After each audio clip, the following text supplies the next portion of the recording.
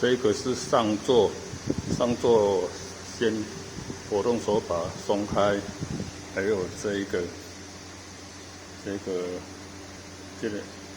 螺丝松开。好，上座拆开了。第二步拆这个滑块，这个叫滑块，这个叫中座。先这里有一个止滑螺帽，用反手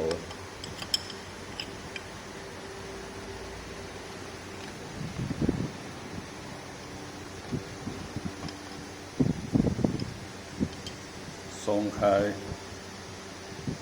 这个是止滑螺帽，然后这个活动手把松开，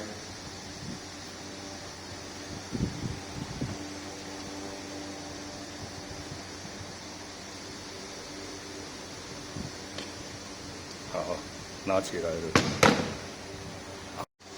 然后剩下这个下座，活动手把松开。